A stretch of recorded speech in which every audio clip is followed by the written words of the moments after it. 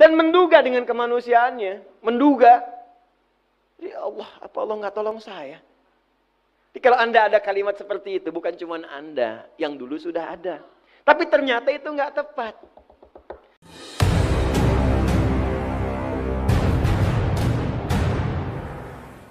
Kalau istighfar merasa ingin membebaskan dari dosa, berarti merasa punya dosa. Diingat-ingat dosanya sambil istighfar. Sehingga kalimat itu tidak hanya keluar di lisan secara formalitas, tapi masuk ke hati untuk mengoreksi diri. Ingat dosa mata apa? Salah lihat, melotot sembarangan pada pasangan hidup, melotot pada orang tua, lisan berkata yang tidak benar pada orang tua, pada tetangga, dan istighfari mata. Sampai ketika mata itu diistighfari, mata itu tak sanggup melihat yang buruk-buruk lagi. Istighfari lisan, sampai dengan diistighfari lisan itu, lisan tak sanggup berkata yang kotor lagi. Artinya diterima tuh istighfarnya. Ada istighfar dalam beraktivitas, pekerjaan. Mungkin bersaing yang tidak sehat. Bahkan bersaingnya sehat, cuma dapat ujian dari Allah. Tender kalah lagi, padahal Anda yang jujur, dirampas orang. Anda yang dizolimi. Tapi Anda nggak sabar sampai menyimpulkan, ya Allah kenapa harus saya? Ya Allah kapan berakhir? Ya Allah kenapa saya pengen hijrah tapi ujiannya begini ya Allah? Ya Allah kenapa saya pengen berubah tapi ditimpa musibah terus-terusan? Bukan cuma Anda, Cepi. Lihat Nabi Yunus. Ya. Nabi Yunus dakwah sana sini, Nabi Rasul, dizalimi, dijaili, disingkirkan, disungkurkan, dilempar ke laut, ditelanikan paus. Anda seburuk-buruknya, sesempit-sempitnya, belum ada yang ditelanikan paus. Kalau nggak ada yang di sini. Sampai masuk ke perut ikan paus. Saya tanya pada Anda, kalau masuk ke perut ikan paus, pengap tidak? Pernah. Pengap, gelap, sulit. Ya, tapi apa yang dikerjakan? Nabi Yunus pun pernah dengan kemanusiaannya mengatakan, kapan saya ditolong Allah? Ya. Diabadikan dalam Al-Quran. Surah ke-21 itu. Ayat 87 sampai 88 itu. وَذَنُّونِ إِذْ ذَهَبَ مُغَاضِبًا فَظَنَّ أَن لَّن نَّقْدِرَ عَلَيْهِ. Dan kisah Dhannun Nabi Yunus alaihissalam saat dizalimi banyak orang. Padahal Nabi Rasul dizalimi juga. Oh, bukan cuma kegerahan nyalain kipas angin, dilemparin. Oh. Apa dilempar? Oh. Gerah dengan kalimat, gerah dengan ini, gerah dengan itu, enggak capek. Lempar putikan paus, ditelan habis. Kenapa? Masuk. Dan menduga dengan kemanusiaannya, menduga. Ya Allah, apa Allah nggak tolong saya? Jadi kalau Anda ada kalimat seperti itu, bukan cuma Anda, yang dulu sudah ada. Tapi ternyata itu nggak tepat. Maka dengan sifat maksumnya pada kenabiannya, diturunkanlah bimbingan dengan kerasulannya, zikir, sadar, enggak tepat kemanusiaan saya ini. Ditutupi dengan isyarat wahyu. Maka berdoa di situ. Apa doanya? Wa nada fi dhulumati alla ilaha illa subhanaka inni kuntu minam. Itu. Jadi kadang-kadang ujian itu bisa meningkatkan pahala, bisa mendekatkan ke surga, bisa menjerumuskan ke neraka. Kalau salah menyikapi. Kan rumusnya jelas, la yukallifullahu nafsan illa, nggak akan mungkin Allah menguji di luar batas kemampuan. Jadi kalau ibu sedang diuji, ibu mampu, saya tidak. Di ujian ditetapkan pada ibu, karena saya nggak mampu. Mustahil diuji Bapak kalau Anda nggak mampu. Anda itu mampu. Allah menganggap Anda mampu. Kenapa Anda menilai diri sendiri nggak mampu? Allah kan yang menciptakan kita, yang maha tahu. Allah yang maha tahu, menilai Anda mampu. Anda yang tidak tahu, kenapa harus pesimis dengan ujian itu? Katanya pengen ke surga. Surga itu kan dekat dengan kesabaran. Ya, kalimat pertama orang masuk surga disambut dengan kalimat sabar. Salamun alaikum bima sabartum. Quran surah 13 ayat 24. Orang sabar dekat dengan Allah. Innallaha ma'as sabirin. Al-Baqarah 153. Sekarang saya tanya pada Anda, siapa yang pengen dekat dengan Allah? Saya. Siapa yang pengen ke surga? Anda tiap hari berdoa, ya Allah saya pengen ke surga, saya pengen dekat denganmu. Ya, kalimat surga, sabar. Dekat dengan Allah, sabar. Sabar pasangannya ujian. Masalah. Al-Baqarah 155, 156.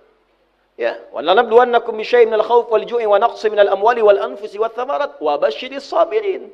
Jadi kalau dibikin persamaan, surga sama dengan dekat dengan Allah, sama dengan sabar, sama dengan ujian. Eh? 1 tambah 2 sama dengan 3. 2 tambah 1 sama dengan 3. Jadi untuk mendapatkan 3 itu 1 tambah 2. Kalau ingin mendapatkan surga, A sama dengan B sama dengan C. Persamaannya B sama dengan C. Paham tidak? Belum. A sama dengan B sama dengan C.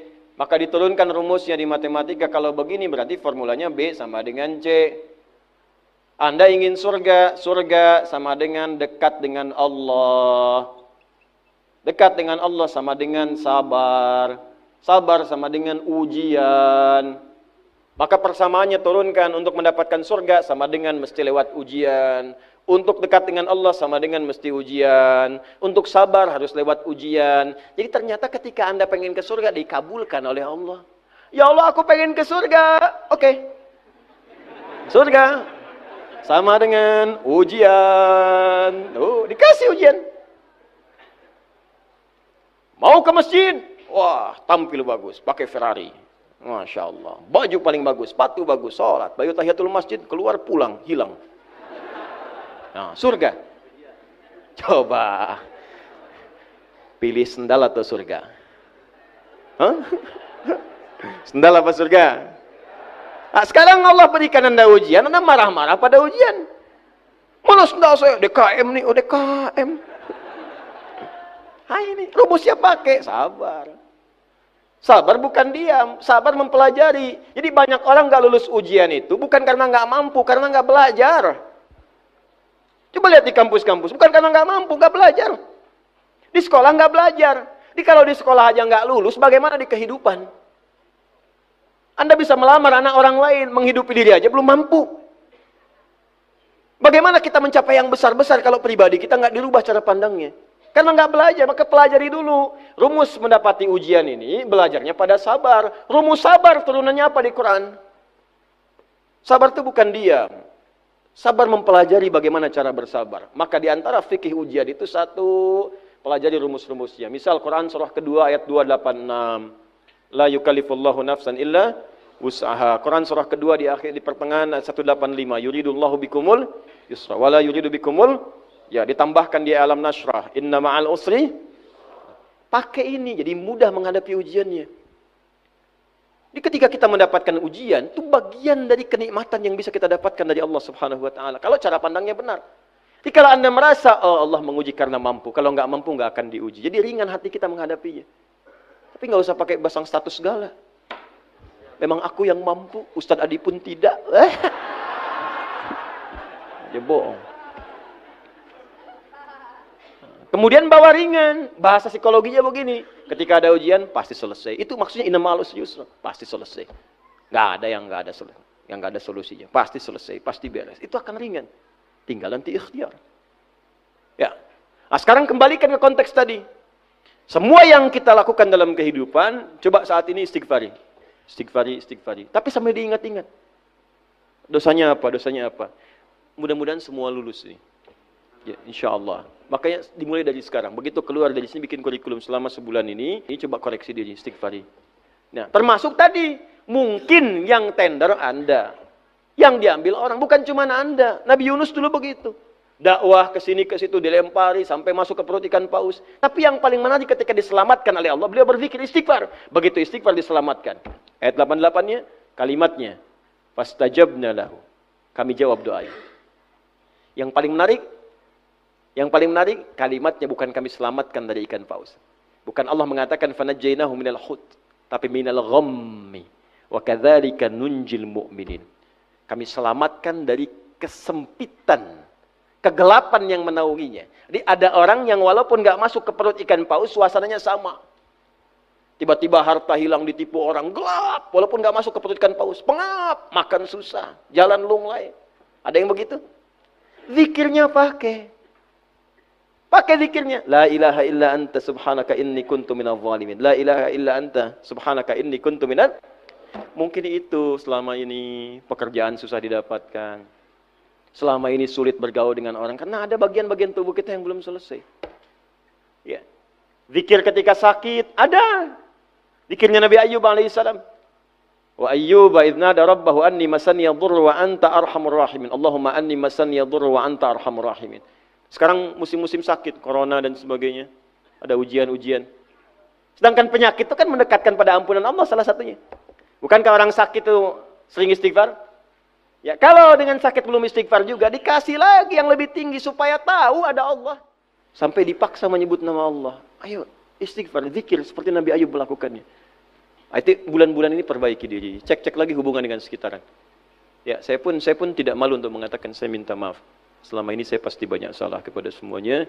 Dan kalau ada janji-janji atau apa yang belum saya tepati, tolong disampaikan. Saya berusaha untuk menyelesaikan saat-saat ini.